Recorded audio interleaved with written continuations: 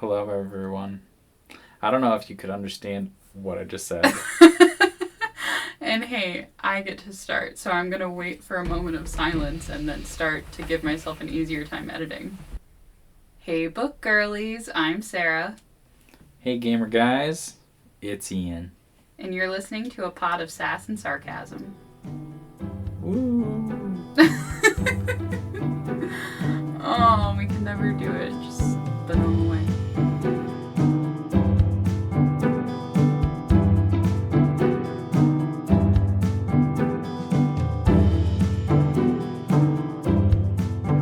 So what were you playing? You'll never believe it.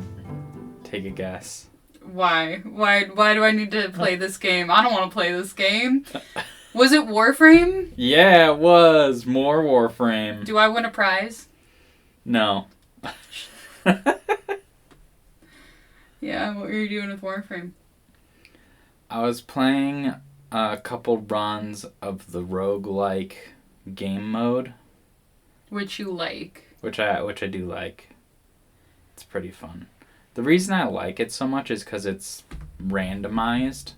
Mm-hmm. It's like you get a choice of a certain number of Warframes in the entire game. You don't have to have unlocked them. Mm-hmm. Then a certain choice of weapons from the entire game.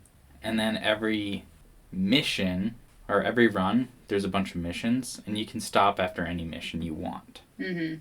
And in each mission, you get a random card. Mm-hmm. You get a selection of cards. And the cards give you different bonuses. Mm-hmm. Either you do extra damage with like a certain element. Mm-hmm. Your guns do extra damage. Your melee weapons do extra damage or a different type of damage. Mm-hmm. And your abilities give you like various refunds. Mm. So that's why I like it, because you can build wacky stuff. Yeah. And then do you get to keep the stuff that you build? Nope, it's just for that one run. Wow. But the benefit of doing the runs is if you progress far enough, you unlock certain stuff in the regular game. Okay. So I'm trying to reach level 10 in the track. So every time you complete a mission, you get further on your track. And every level, you get a certain reward. Mm-hmm. Level 10 is the max for the week. Mm. Every week it resets. Interesting. Yeah. I think I would hate the random stuff. Well, once you've played the game for a long time, you're like, it rewards you for game knowledge. Yeah, and you've been playing for weeks at this point, and by the time this episode comes out, it's going to seem like you've been at this for months. Because we are pretty far ahead in our recording schedule. And we're also all over the place. Sometimes I feel like we make announcements in the wrong order, and I'm not sure how things happen. But anyways. Yeah. I mean, to be fair, I've played this game for hundreds of hours. Disgusting. Mm-hmm. At least it's not thousands. Are some of your friends in the thousands of hours? Yeah. Oh, God. Get a life. You guys are such nerds. Oh, my God. Whatever. Read a book. I did read a book. Okay, well, I didn't finish it, so I shouldn't say that I did. But I'm reading a book because I'm also a big nerd. Well, that's one of the things my friends and I tease each other about. Like, you don't even read books. Like, we'd be having a conversation about a certain book, and then someone chimes in. Let's say Ben chimes in because he's like, "Oh, I read that one. I really liked XYZ. I didn't like how the movie portrayed this and this." And then someone goes, "Ben, you've never read books." I didn't know you could read. Oh, that's great. Mm-hmm. Yeah. Well, speaking of books and reading, and the fact that I've been reading books, and by books, I mean one book. The one book. Can we get into it? Yeah, tell me about the book. You're excited. I'm excited. We're all excited because like we left off in a pretty wild state. So here's a quick recap. We're obviously continuing Here There Are Monsters by Amelinda Berube. And this book just keeps getting weirder and wilder and scarier and just super creepy. I like it. I do genuinely like this book, but I don't like how creeped out I get about it. Deidre's been missing for about a week now, since the night before Halloween, and for a long time Skye has been both victim blaming and also criticizing her sister relentlessly. And then we learned that Skye has a super dark past that she never talks about, with good reason, because oh god. And for the first few days after Deidre's disappearance, Skye was noticing some weird signs, and she thought that maybe Deidre was trying to communicate with her in some way using her made-up kingdoms. So she found the sword in Deidre's bed, she found the mouse skulls on the ledge, then she saw the spooky, ooky, creepy bone guy. You bitch. Yeah, after she saw the creepy bone guy, but that was after she tried to open the kingdoms. Right, yes. Do you want to turn the volume off on the speaker so that if it does that again, we don't hear it? So she's seeing all these things that she thinks are signs from Deidre trying to communicate with her. After she sees the creepy cryptid bone creature lurking in her backyard, she decided to go confront the woods and found that there's not just one of those creatures, there's many of them. And there's like the voice of the wind, basically. It's many voices. It's this disembodied voice that sounds like many voices talking all at once. And it basically speaks. It's the Lorax. It speaks for the trees. It does keep saying we, I thought. It does. It is representative of, I think, multiple entities, but they all speak kind of at once. And she starts referring to the forest as they, as in like it is multiple entities. Yeah. I thought the wind creature called it Queen of the Winds. Yeah, but it was also mocking her at that point. Oh, okay. And you might be thinking of the Queen of Wands that Skye had been holding when Deidre was throwing away her dioramas. That wasn't what I was thinking of. But... No, I don't think it called itself the Queen of Wind. Well, maybe it did. But it also was like, or I'm the Queen of Broken Promises, you bitch. Yeah, okay. It was just in jest. Yeah, it could have been in jest, but it could have also just... Yeah, we don't really know yet. So she starts talking to the voice of the wind, basically, and she starts bargaining with the woods, saying that she'll basically do whatever the woods want her to do to get Deidre back. And she makes some poor choices with the way that she bargains with the woods. Anybody who knows anything about woodland bargains, you gotta be specific, and she was not specific, and so the woods give her these trials that she's gonna go through, and the first trial is to make her friends, who are also considered to be invaders, to hate her, and the way that she's supposed to do that is by sharing her deepest, darkest secret with them. So she does that, and we finally learn that Skye literally almost killed a guy. Remember Tyler? Remember that guy? Mm-hmm. Yeah, she almost killed him. She tried to drown him on purpose. Like, it was attempted murder, okay? She also made sure that he wasn't gonna, like, rat her out for attempting to kill him and all that kind of stuff. And Sophie and Kevin and William are obviously uncomfortable, but Skye is like exasperated by their patience because she's like, you guys are supposed to hate me, and I'm not really getting the hatred feeling from you. I'm getting the what the fuck feeling from you guys, and that's not what I want. So she's like, I am gonna prove to you how fucked up all of this is, and she just goes fucking ham and starts beating everybody up. She throws William into a wall, she knocks Kevin on his ass, she takes Sophie's phone and yeets it, because she's really good at yeeting things, we've discovered. Yeah, throwing and smashing. And then she runs off, and that's the last time that we talked.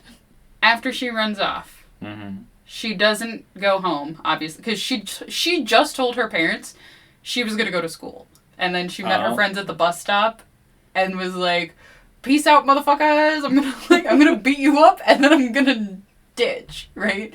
Yeah. So she's not going to go home, and she's all upset and whatever. And so she starts running into the woods. Where else do you go, right? And she's like, are you happy now? Are you, like, did I do what you wanted, assholes?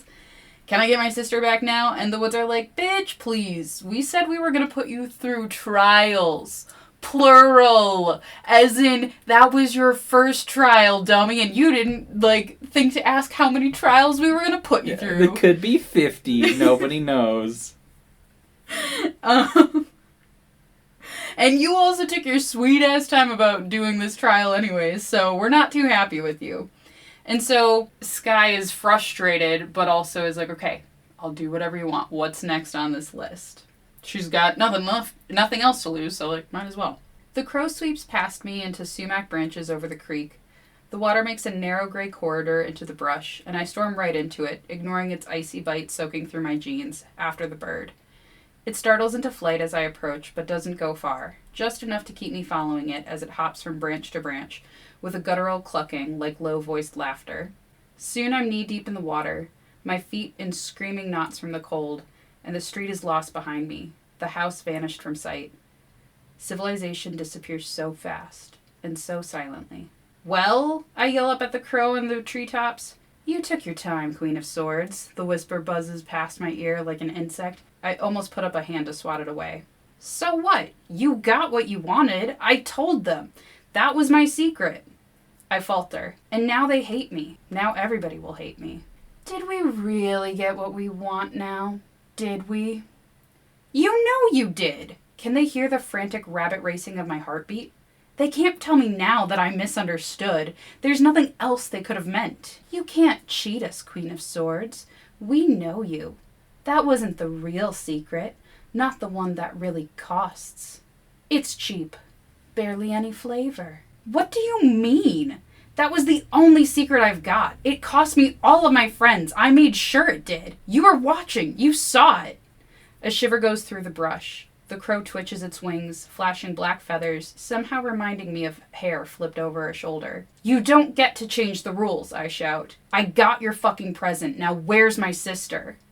So hasty, they murmur. So rude. You drag your feet till the moon is full, and now you're so hasty. Is that any way to give a gift? Have some manners. Show some respect. Come on, I cry. I did my part. I did what you asked. Isn't that enough? Oh, it's a start. There's a smile in the words, a predatory glee. It's certainly a start. Fine. My teeth are rattling now. Great. So what is it I'm supposed to do next?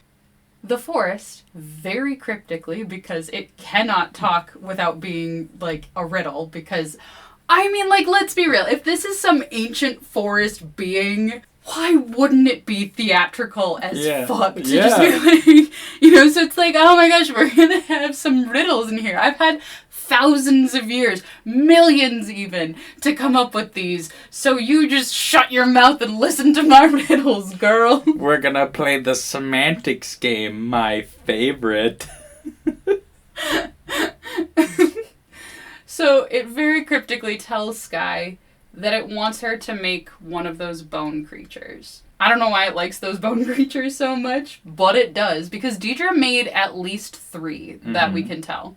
So it likes them, and it wants Skye to make one, and Skye is like, sure, yeah, I'll be your new bone whisperer. Sure, I got this. I can make one of those. Yeah, it looks fucking easy. Great. And as in this one, they didn't give her an urgent timeline like they did with the last one. They were like, by the full moon, and she was like, that's in 3 days, you assholes. And she's like, they're like, yep. Now they're like, make us a pet. And she's like, okay, I'm not gonna ask like what the time frame for this one is or how to do it, or how. No. And she's like, yeah, no, I'll make you a pet. And so she goes to the empty lot where Deidre's altar once was, and she starts picking through the bones that are left there, because remember, there used to be this huge pile of bones, and she picks out the ones that she needs. And she also comes to the ironic understanding of why Deidre was so goddamn frantic and crazed that time that she caught her in their room making one of these things.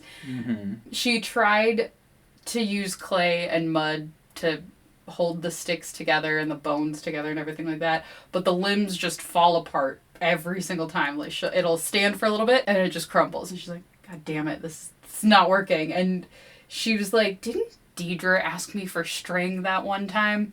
Damn, that would be so helpful right now. But she doesn't have any string on her. Like, who walks around with string? There's her ripped up dress in the top of the tree. No, she does rip up her t-shirt. She's wearing a sweater over her t-shirt because it's like November. But she rips up her t-shirt and she's like, that was hard to rip that up. So I don't know what to do. But she's trying to get this pulled together, but every time she puts it together, it just falls apart again. Eventually, Skye realizes that she hears voices, and it's not the forest talking to her, it's her parents calling for her. And this is maybe, I would say, like midday or something like that. It's not, it hasn't been that much time. And so then Sophie on her phone flashes back into her mind, and she's like, oh, maybe she wasn't calling the police just then. Maybe she was calling her parents. And her parents probably waltzed on over to my parents and demanded justice because, I mean, duh. I did just kind of beat or assault my friends. Right? So she makes one more attempt to hang the head on her creature and it falls apart. And so she's like, fuck it, I gotta go. And she quickly tries to hide her art project so that the police don't find it. Like they would. It's not like they're looking in the woods. And she runs home. Her mom greets her with a worried hug before sternly telling her to go inside. Obviously, Skye is grounded because minimum, you assaulted your friends, you get grounded. Yeah. She's like, I thought we were past this, unless nobody else knew. I don't think anybody knew based on what happened. So she's forbidden from leaving the house. She's forbidden from leaving her room while she's grounded, other than for, like, meals. But apparently, this part just cracked me up. Her parents didn't even bother to take her phone because they're like, you don't have friends anymore. What does it matter if we take your phone? Who are you going to talk to? And I'm like, that is so twisted, but so funny. Who are you going to talk to? You don't have friends now? So they're like, go to your room. You can be on your phone. I don't care. So funny. Okay. So she doesn't take well to being confined, mostly because she's like, I've got this very serious art project for the forest that I have to do, but she obviously can't tell them that. Mm-hmm. So she's, for a while, scrolling on her phone, scrolling through social media, and she sees that Sophie made a post about this. And Sophie, being the spiderweb of gossip, the queen of gossip here, obviously makes it into a super cryptic post that makes people message and be like, wait, is this about me? And then, you know, all that kind of stuff. So here's how the post goes. That feeling when someone you trusted shows you what they're really like. Then Kevin commented, told you so. Maybe you should listen to me next time. Then William commented, come on, guys. Her sister's missing. Of course she's freaking out. Which, if they were trying to be subtle about who this was about, William, you fucked it up! William's just like, nah. Her sister's fucking gone. Everyone's like, oh, that's who it's about. Right. And so then I think Sophie, the way that it's written, it's not necessarily clear who's commenting what. But I think Sophie commented this, and it doesn't really matter who's commenting, but... So I think Sophie said, Jesus fucking Christ, William, I know you like her, but wake up. This is not okay. Then William commented, I didn't say it was okay. I'm just saying there's context is all. And then someone commented, in denial much? And then someone else commented, sucks that your girlfriend is a crazy bitch, but seriously. Perfect. And then somebody else commented this with a little arrow pointing up to the previous comment. You're too nice, William. You can do better. I love that so much. That is so... Mwah. That was so good. Yeah. So then here's from Skye's perspective after she read all of those comments. I want her to just do a winky face. I puff out a breath in a ghost of a laugh. I thought about commenting, agreeing with the previous person, but that's all about a different person. I'm the Queen of Swords. I'm steel inside. The words bounce off of me without impact. Why the hell is he still defending me anyway? It's either sad or hilarious. I can't decide which, but they haven't told anyone about Tyler yet.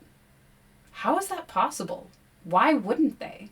So, and she knows that they haven't told anyone about Tyler yet because, one, her parents didn't bring it up, and as she was scrolling through social media, she didn't see any of that, and the police haven't come to talk to her or anything. So she's like, they clearly haven't said anything about what I said about Tyler, which is odd because she straight up confessed to attempted murder. It wasn't attempted. She chose not to murder. She could have murdered. She chose not to. She went there at the very least with the intention to assault. But honestly, like, I think she tried to kill him and then decided in the moment not to. He agreed to all of her demands, so she did not kill him.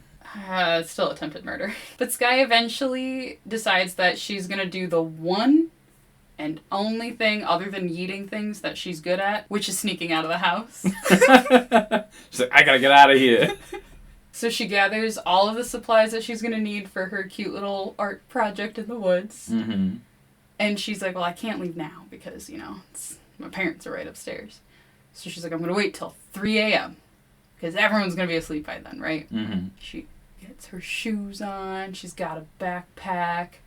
She's got, all her supplies. She just sneaks up the stairs, slowly creeping around, and then BAM! She walks right into Sarah, who's still awake, and is like, I know you, bitch! I know your bullshit! You thought I wasn't gonna be up waiting for you, knowing that you were gonna sneak out because you've been sneaking out for the past week, you asshole! Every night. And so she's like, where were you gonna go anyways? And Skye was like, she starts crying. Starts at the waterworks, being all dramatic and theatrical, which she makes a comment about how she and Deidre are very similar in this, making it sound like she believes that every time that Deidre was crying and throwing a tantrum that she was faking it. And she was saying, I don't have to fake these tears, but like, I am putting on kind of a performance here at the same time. So she was like, I have to apologize to William. He probably hates me. Yeah. Mm-hmm. He does. And Sarah's like, at 3 o'clock in the morning? And she's like, yeah. No good answer for that. And so Sarah's like, William can come here at a normal fucking hour and get your apology if he wants to, because he deserves to never talk to you again if he doesn't want to, because goddamn it, Skye, what the fuck? And Skye's like, well, shit, I don't have an argument against that. And so she just goes back into her room because she's like, I don't... She's an idiot. She should have gone out the window. She should have. I don't know if that window opens. I mean, it's supposed to, legally. Legally, it has to open. Yeah, it doesn't mean it's gonna. Even if it's just a small upper one. Yeah. She's a small girl. She can fit out. Yeah. So she goes back to her room, and then she does text William that she would like to apologize, and she asks him to come over the next day after school if he had time to talk. And he obviously doesn't respond. Because... it's 3 a.m. Yeah, duh. So then, the next day, Officer Leduc comes to tell the family that the police are pulling back in their search efforts for Deidre. Because, again, it's been a week. And there's no sign of Deidre anywhere in their 2-mile radius.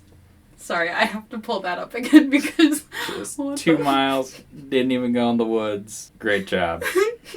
Gold Star Police Department. So, obviously this is devastating news, especially for Skye's parents, because it feels like the police are giving up, which means that they probably think that Deidre is dead, and so it's not as urgent.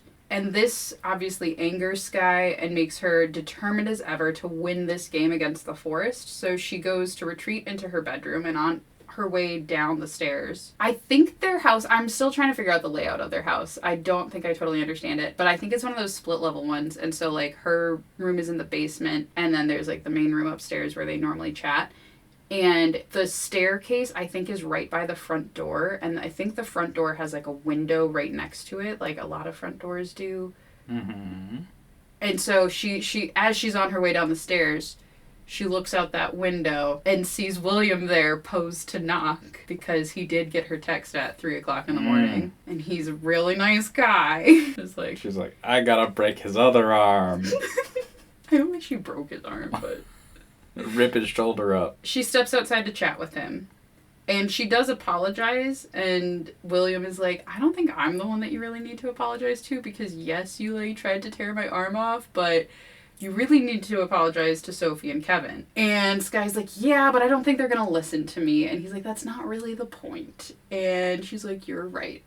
And the conversation gets really awkward for obvious reasons. And Skye's like, I get that you hate me. And it's probably in your best interest to hate me and never want to be my friend again. But since you're here listening to my apology, I need your help. He shifts a little, as if he wants to say something, but instead he just looks out toward the road, then meets my eyes again. Still silent. Listen, I'll leave you alone forever after this if that's what you want. But I need your help with something. I know I can't ask you for anything, especially after the other day. Are you going to tell me what that was exactly? He interrupts, a glow of anger in his words. I mean, aside from fucking scary, was that true, all that stuff you said? I sink onto one of the garden stones, rest my head on my knees and nod. You get that we kind of have to tell someone. I mean, I convinced Kev and Sophie not to. It's not like we have a ton of information, but that's probably assault, what you were talking about, at least. Yeah. Probably. Do you know what he was like afterward? Tyler, I mean. He was a mess. I didn't need to defend Deidre anymore after that. He took over the job. Because I told him to. I swallow. But a little while later, people were saying, well, he was on a swim team, and he couldn't even do laps anymore. He had these total panic attacks anytime his face was in the water. Jesus, William said, looking sickened. He quit, obviously, I continue in a heavy monotone. He quit a lot of sports. People said that started happening all of a sudden anytime he was out of breath. God, enough! William holds his hands up in a surrender and turns away from me, and then back again, a helpless little circle. Why would you tell me that? You know I have to tell someone. What good would that even do? He never reported it. It was months ago. And what evidence is there?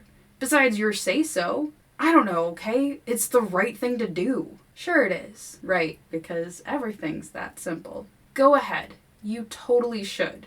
Just not yet, okay? Please? I had no choice. She's my sister. That's a pretty big fucking favor. Look, I'll give you a week, alright? 1 week. And if you haven't said anything about it by then I'm going to have to. That's fair, I say faintly. But that's not what I need your help with. Seriously? You can't be serious. She's like, I didn't really care about that part, but I need to get out of the house, motherfucker. I can't explain this to you, okay? There's something I have to do. I don't want to, but I don't have a choice. It's the same thing all over again. She always does this to me. And I mean, if you hate me now, that's fine. You're supposed to. But I really, really need your help. I wouldn't ask if I weren't desperate, all right? I don't have a choice. I don't... His hand on my arm stops me, a brief, warm, awkward clasp quickly withdrawn. He sits beside me. I don't hate you, he says. Oh, I manage. So, first of all, no, she didn't deliver to the forest what they wanted, apparently, because he doesn't hate her. And, I mean, my heart is so full of love for their love. I love love. And I am so saddened by how much William loves her and how I don't know how she feels, because, like, I think she wants to love him, but I think she's always known that the secret was going to come out eventually, and so was keeping her distance and wasn't letting herself have feelings for him, and maybe doesn't really have, like, feelings for him. I don't think that, if she does love him, I don't think that she loves him as much as he loves her. Well, yeah, but I think she does, because previously in the book she was like, I want to tell him I love him. But well, and maybe love is a strong word, because they've also only known each other for a couple months. But it's also high school and everything is, like, heightened. Really intense. Yeah. So Skye actually breaks down in front of William and has a good long cry before saying goodbye and going back inside.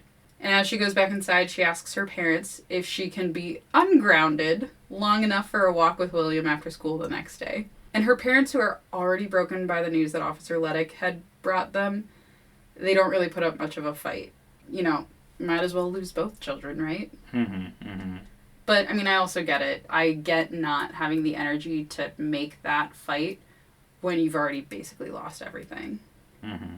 So the next day, Skye waits for William. She's got all her stuff prepared, and she's, like, ready to go right after school. 4 o'clock goes by, 5 o'clock goes by. Suddenly it's almost 6 o'clock, and then finally William shows up for this walk that Skye wants to go on. And Skye's pissed because she's like, it's almost dark outside. And he's like, we're going for a walk. What does it matter? And she's like, never mind, let's go. Doesn't matter. Let's fucking go. I've got an art project to do, okay? And I don't have a headlamp. These bones, arts and crafts. Let's go. So this walk is obviously a front for going to her art project in the woods. And she's like, I don't want to work out there in the fucking dark, but beggars can't be choosers, so let's go. And at least, you know, he showed up in the first place, so she could actually go. Because William is a nice guy. Mm-hmm. Way nicer than I would have been. So Skye walks with him to the empty lot and is like, cool, I need you to sit right here. Don't move. I'm just gonna go work over there on something that you don't get to know about. You don't even get to see it.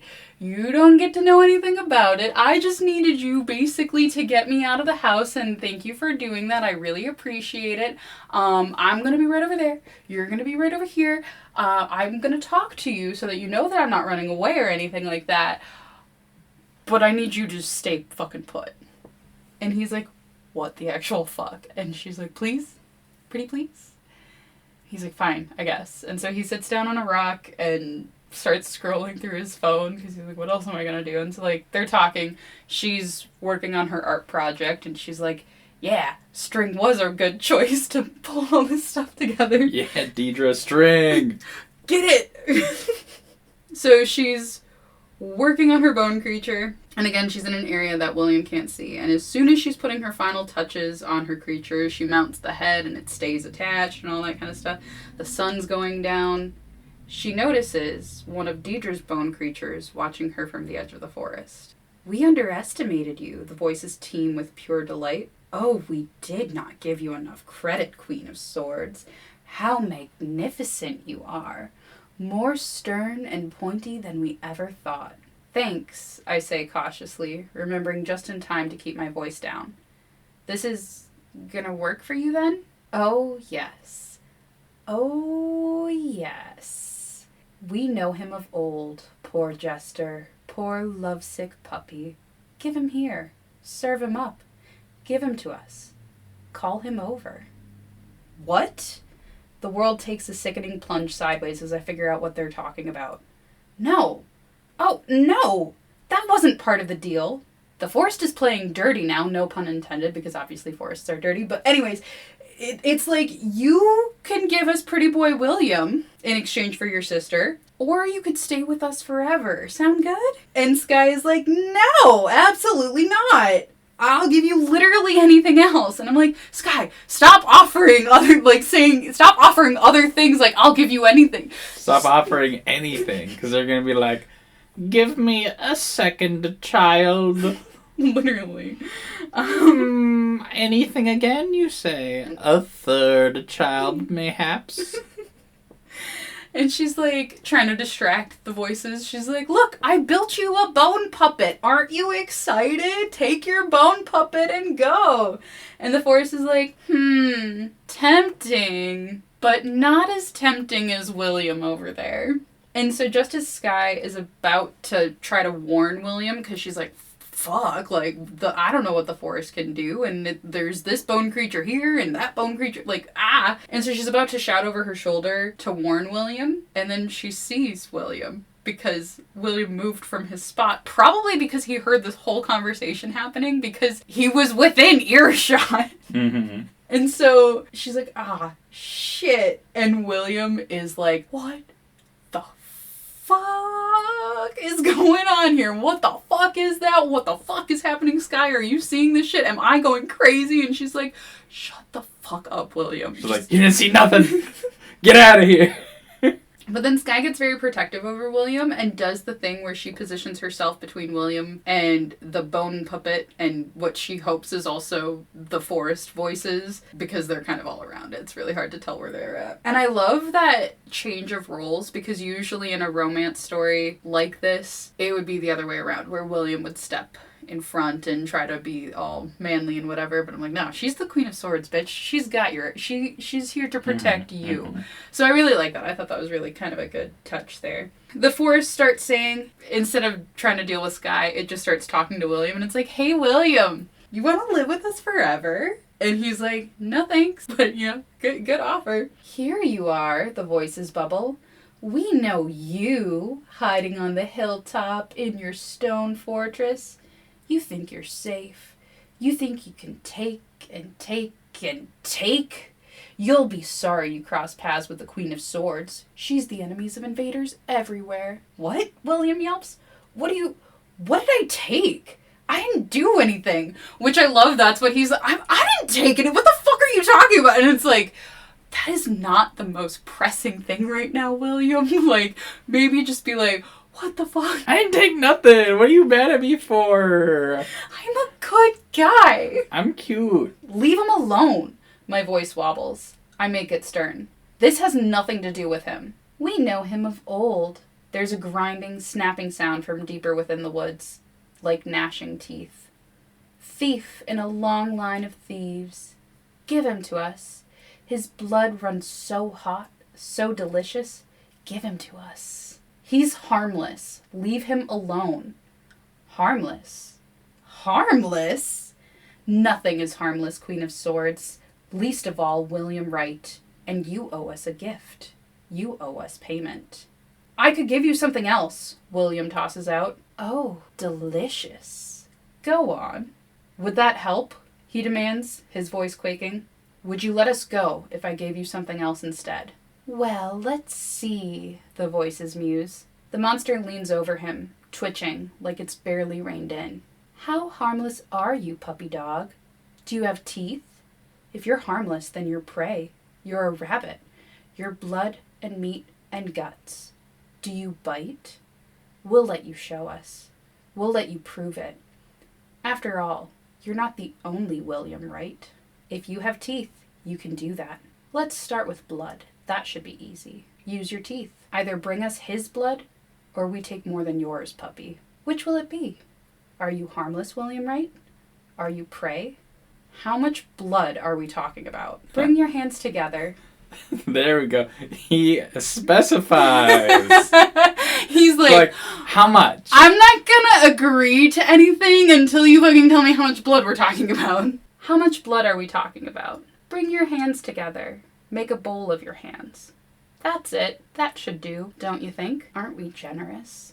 Oh, that's so spooky. So basically, the forest is like, well... The forest is like, I see you brought a friend. We're including them now.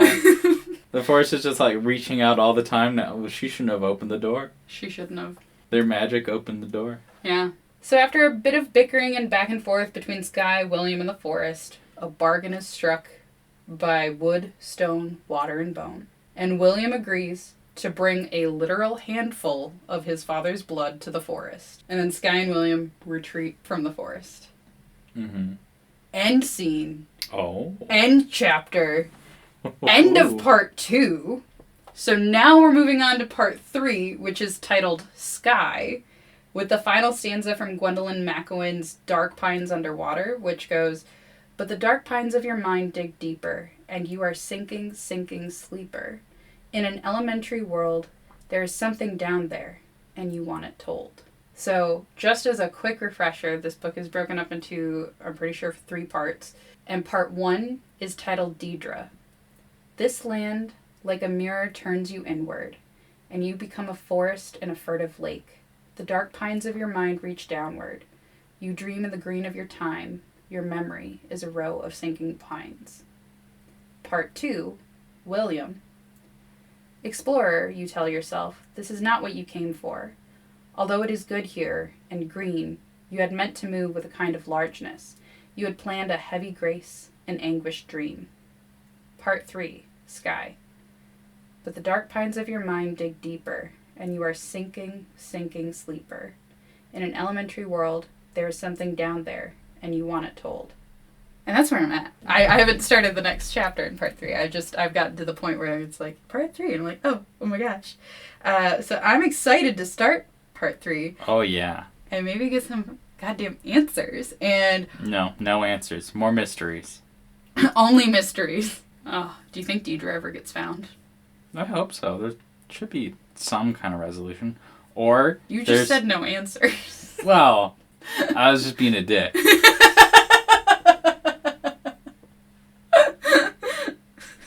Sorry, go on. What were you saying? I had a thought might escape me here. Oh yeah. What if the forest just keeps making demands of like the whole town, and then they just have an army of those little skeletons? Where are all these bones coming from, man? Deidre made 3. Skye has now made 1. And I was like, what if it's like, hey William, more bargains. More bargains, more bone creatures. I require bone creature. Mm-hmm. And he goes, what the fuck's a bone creature?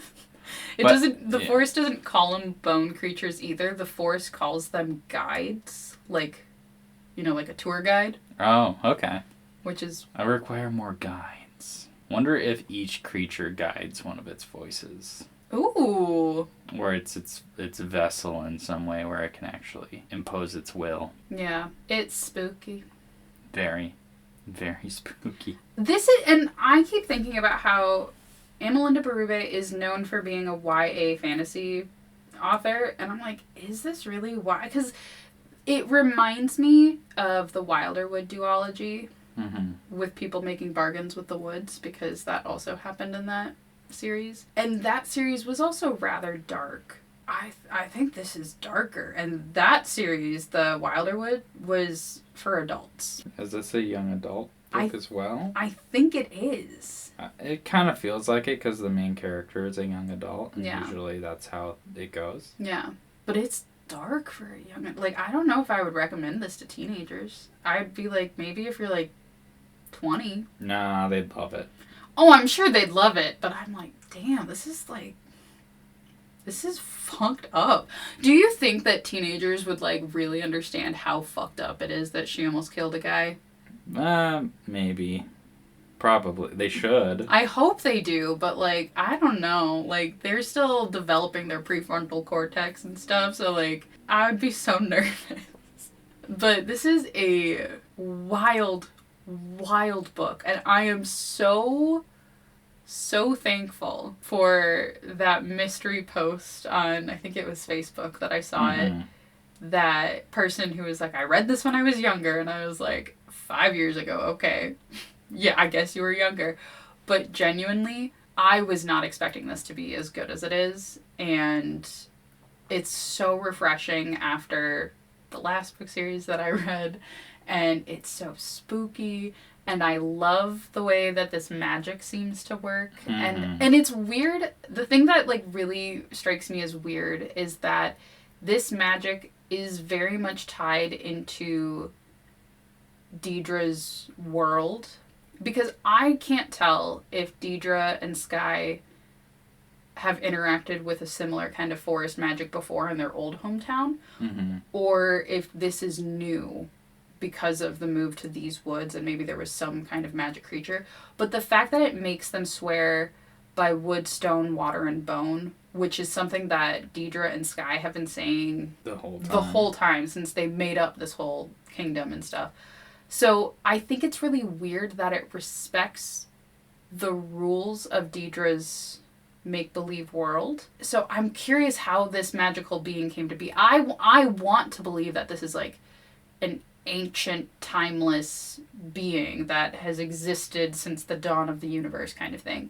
But at the same time, it feels so much like one of Deidre's creations that I'm wondering if it's going to turn into a story like it got bigger than what it originally had started with, and it like got out of control, and it has like a life of its own now, and Deidre wasn't able to like rein it back in. Yeah, because if you remember, Deidre did say there's things in the woods. Yeah, so that makes me feel like that those things were already there, and she didn't like, bring them to life, necessarily. Yeah, and she was desperately trying to get her sister to help her out. Oh my gosh. Now, like, looking back at those scenes, it's so heartbreaking in a way to hear and to, like, think about how Deidre was so desperate, and she did look kind of crazy. I still think that a lot of her behavior, I'm like, that's like normal teenager shit. And now Skye's going through it. But Skye dragged in William. Yeah, I love that she dragged in William, and I'm curious if they are gonna keep this from Kevin and Sophie, or if they're all gonna finally live up to their apocalypse fighting their like apocalypse dreams. Yeah. Like I would love it if part 3 starts with William being like, what the actual fuck, Skye? You need to explain yourself right now. And she's like, okay, this is all I know. I don't understand how this is real. And then he's like, we need reinforcements. And then they call, like, Kevin and Sophie and don't tell them that Skye's with them. And then at first they're going to be mad. And then... Yeah, and then there's going to be a bone creature there. Oh, and yeah. they're going to be like, what the hell? And then they're going to be then Skye and William were, like, just breezing through it because they're going to be all frantic. They're like, we got this thing! And then, oh my gosh, I just hope that the forest doesn't demand a bargain with Kevin and Sophie. I'm also wondering, too, about, like, the history of the land. Because the forest is talking like it knows William and it knows his family. And it's like William the Third or something. He's William the Fifth. Aw, yeah. And he's the 5th one, and all 5 of them have been exactly the same according to him. Mm-hmm. And the forest was like, you're just a thief in a line of thieves. And I wonder if that has something to do with Papa William's hunting and, like, killing the forest, or if his dad in some way is responsible for why the swamp looks so beige. Yeah. Because we haven't come back to that yet. Yeah. There's, like, or if he's in charge of development, because, like, the forest there is development in it, because there's an access road, the power line runs through it, blah, blah, blah. And they said that there was an area that used to flood, and so I'm wondering if they put in, like, a dam or something to, like, control that, and the forest is mad about it in some way. I don't know. I'm very curious about, like, the history of the land and the history of the people in the town, because William and his family are definitely considered invaders by the forest and by Deidre. But Deidre also said that Sophie is an invader, and we can assume Kevin is also on that list of invaders. And at first we were like, well, maybe that's just Deidre being like, I don't know you, you're an invader. But now, obviously, where we're at, we're like, no, it has to mean something. So I wonder if, like, all of their families are involved in some, like, horrible thing that happened in the woods or something. Well, yeah, the forest was saying, well, Deidre and Skye were also invaders, technically. Right. And like, what makes you think you're not? Yeah, and then Deidre had apparently proved that she's not an invader. Yeah. And this is Skye trying to prove she's not an invader, and the forest is like, yeah, Skye is an enemy to invaders everywhere. William, do you want to be her friend? Are you sure you want to be her friend? She's your enemy right now because you're an invader, and she's an enemy to invaders right now. But, like, I love that the forest just, like, first of all, I love the amount of sass that the forest has. Like, it's just like, oh, did we get what we wanted after you dragged your feet and barely told the truth about everything? And then the other part that just freaks me out is the scene when she's telling him about the aftermath of what she did to Tyler.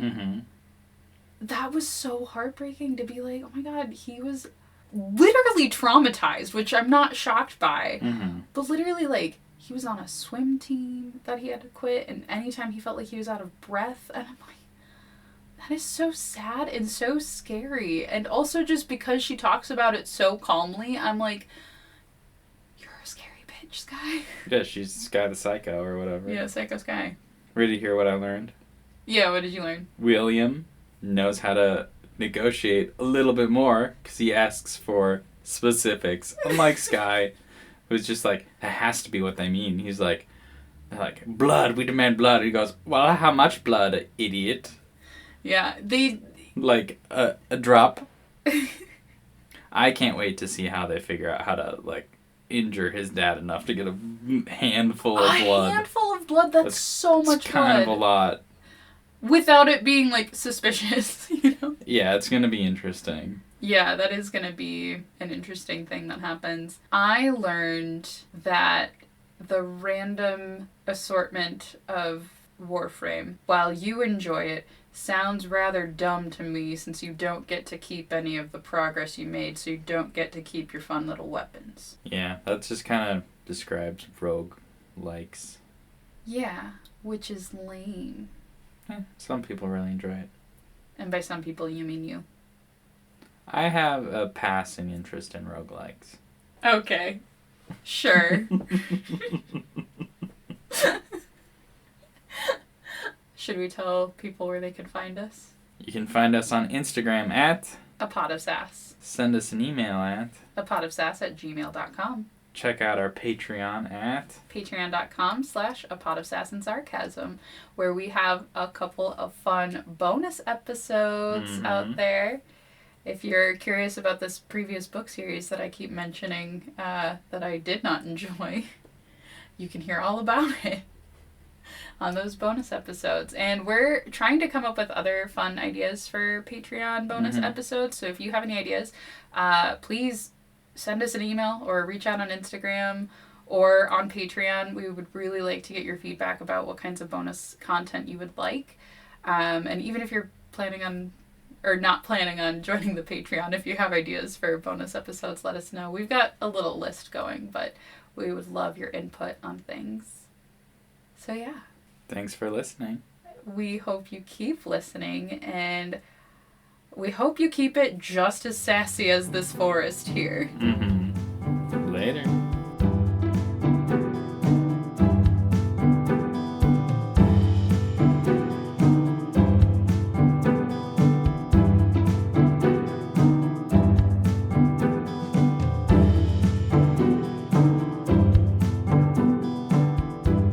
So Skye walks with him to the empty lot.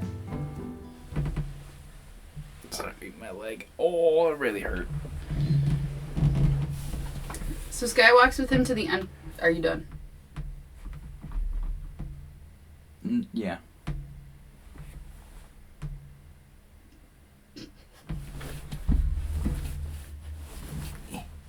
There. Are you sure? That doesn't look comfortable. You're the one who shortened my chair. I see how it is.